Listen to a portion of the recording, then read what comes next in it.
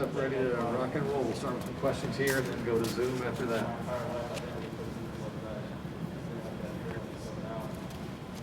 Just any notes, not the result you guys wanted, but great defensive effort, holding them under 40% from the floor, under 30% from three. Kind of what went into what you guys were able to do on that end of the floor tonight?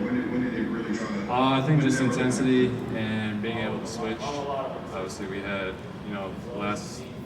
the overtime in the last few minutes of the fourth quarter, we had a small lineup out there, so we were reading and we're switching, and I think that just forced them into tough shots, as well as we had to do the same thing down at the other end. So, but yeah, just an intensity and a commitment to rebounding as well. Finishing out possessions with rebounds. Justin, another high-scoring game for you here. How would you say you've kind of adjusted to the NBA Summer League game from game one in Sacramento to where you are right now? Yeah, it's kind of adjusted a lot, and still am. Still finding my way out there, learning how to score and just where my shots are coming from, and how to be aggressive just in this environment. It's, work in progress, but process. Not going to come all in one day. Where do you think you've improved from the first game to this game? Just being aggressive without forcing things. Letting my offense come to me, picking my spots. There's a play to be made, going and making it. But if not, trusting the ball movement, letting things come to me a little more. How did it feel today? You were stroking off. Not really. I hit some shots, but not that efficient, unfortunately. But yeah, I'll take that over going 1 for 3 any day of the week.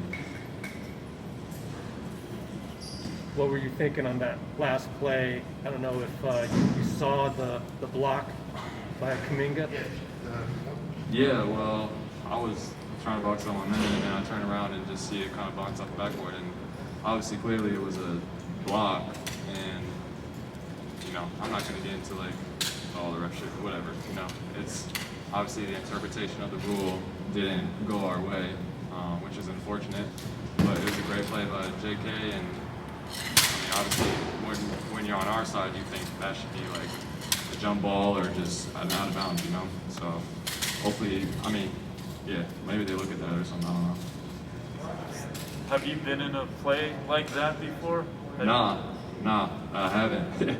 It's really interesting, because the whistle is blown, and so everybody stops, right? And the play is kind of dead after that, but they still end up with a basket. Even though he did tip it in afterwards, it's kind of confusing, but weird call for sure. I don't know if you'll see much like those. With one game left, what are you hoping to accomplish in your final game? Anything kind of on your to-do list or whatever here to kind of round out Summer League? Not really a specific goal. Just keep focusing on the things I can control. Running the floor hard, being shot ready, talking on defense, just improving on that end, and get a win. Just winning basketball and staying aggressive on the offensive end. Chris Weems earlier in the week was saying how you guys kind of need to be more vocal. Do you guys see that? And especially with Moody and Jonathan, kind of quiet guys. Have you seen more vocalness out there? Yeah, I think so. I think it definitely picks up over the course of the game, especially when the game starts to tighten up a little bit and the talk is really a necessity, especially when we're switching a lot. But yeah, man, it's we're all young. We're still learning what to say.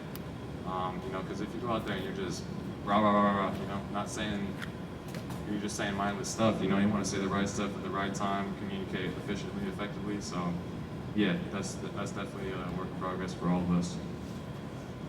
All right, you're good. You're off. Jonathan Kuminga and Justin and Jessup out after coach. Hey guys. We'll take questions here first, and then at the end, let him know to ask for a couple Zoom questions. Coach, what did you see from that last sequence? That was a tough one, but it the ref came up to me and said, "You're not going to believe this, but this is the way the rule is." So, like I told our guys, we played hard, we competed, but we didn't do a few little things. And when you don't take care of things yourself, things like that happen. At the end of the day, it was still a tip-in that they got to score the ball. It was a tip-in at the end of regulation. So 2 offensive rebounds. If we just take care of the rebound on that last play, then we don't have to worry about that anyway. So, and I think our guys really played hard, but that's a good learning lesson for them of finishing the game, whether it's 40 minutes, 42 here, 48 in a real game. Can you talk about the defensive effort tonight, holding them under 40% from the field, under 30% from three? Yeah, that was a big focus for us. We wanted to come out, we wanted our ball pressure to be really good, and we wanted to have all 5 guys with maximum effort defensively, and that was a real focus coming in the game, and I thought we carried that out. Our ball pressure was good. New Orleans wasn't very comfortable getting into sets that they wanted to get into. We made them play out of a lot of broken plays. So, like I said, we competed, and I thought our guys really played hard and did a really good job defensively. What did you think about Kuminga tonight and also his assists? Yeah, his passing, that was a thing that you've seen multiple times now, multiple games. He can really pass the ball, and he's a willing passer, which is good. That's going to bode well for him. A lot of what he can do, breaking people down off the dribble, is impressive, but when he gets in the paint, the other team knows he has an advantage too, so they're sending guys to him.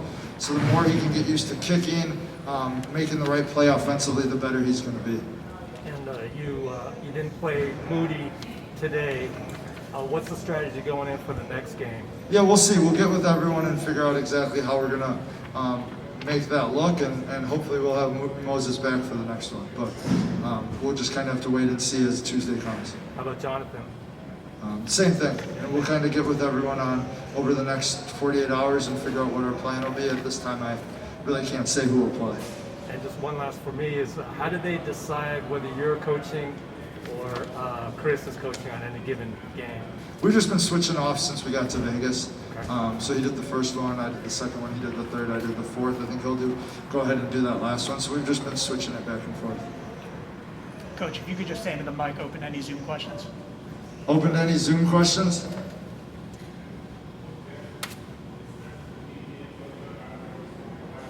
Coach, Jonathan continues to impress. Can you talk about his grind, his work ethic? And as you can see, it looks like he's got a great foundation and feel for the game. Yeah, really skilled, athletic, strong, really guards, gets into the ball. I mean, a lot of things to like. It would be hard for me just to sit here and name one. Obviously big-time finisher driving the ball, but has shown the ability to make some plays and also some feel with his passing, his shot fakes to draw fouls, and just out there really trying to put him in situations where he can be successful. And look forward to, I know all of us with the Warriors look forward to seeing his growth over the next lot of years, but especially heading into this season. Coach, do you see any other guys competing? I know the guys are competing, but do you see any other standouts at this point with your GSW Summer League roster? I mean, it would be hard for me to label out any one. I thought every guy that got in today, we played all 12 guys that were active. Gary Payton didn't play. He's done an unbelievable job. First 3 games, Moses didn't play. He's been great. I thought all our 12 guys that touched the floor, some of the guys who hadn't got in, hadn't been playing much, all played, all competed. And what I liked is you look down on the bench and they're all into it. They're all cheering for each other and they're really playing for one another. Hey, Coach, I'm just curious, what have you seen out of Travis Munnings in these couple of games? I imagine there was like the Chris DeMarco connection there with the Bahamian national team. Yeah, Is that how he came across you guys? Yeah, I think Chris recommended him, coaches him with the Bahama team, and Chris said, hey, this guy's going to play really hard. That was the one thing he said. You can put him on the point guard, you can put him on anyone. He'll pick up, he'll play with energy. And in practice, every day, he has energy. He does a great job. He's been great on the bench. He gets in tonight, makes a couple shots, and just brings energy, which, if you can do that, that's going to allow you to get on the court. That's going to allow you to make a positive impact. Coach, James Hill with BNC Sports again. Why are the summer leagues such a great gateway for players to get looks to get to the league? I think anytime a guy can get as close to a game-like situation, like that's what we try to do with our workouts, our practices, our off-season. There's nothing more game-like than this. You have refs, you have other NBA quality players, you have NBA quality players on your team. So to me, it's just another way of getting experience, and especially you have a guy like Jonathan Kuminga, he played in the G League last year. Moses plays in the SEC. Justinian Jessup was overseas, and these guys can come playing as close to an NBA game as we can simulate. And for them to get 4, 5, 6, 7 games here, heading into training camp, heading into the rest of our offseason, just gives them a big advantage. I thought last year it was hard for the rookies around the league to not have this experience, not just the 5, 6, 7 games, 4 games, whatever it is, but also those 2 weeks of training camp. We're doing film after every game. We're talking about our coverages. We're cleaning things up offensively, defensively, putting in plays that us with the Warriors will run this year. And that's a huge advantage, especially for a rookie or a guy who hasn't played in the NBA. And that wasn't the case last year. And I think all those guys, every rookie that there was, would have benefited from having it. And it was great to have it this year. Coach, what's it like kind of sharing the head coaching duties with Chris Weems here? How do you guys kind of handle that situation? Yeah, they asked earlier, we're just switching off every game. And we're both running the same stuff he ran last year in Santa Cruz, we ran with the Warriors. All the terminology is the same. That transition's really easy, and then Chris is the easiest guy to get along with. He's been helping me during the games. He has some head coaching experience, so giving me little pointers on some things at timeouts, different stuff he sees.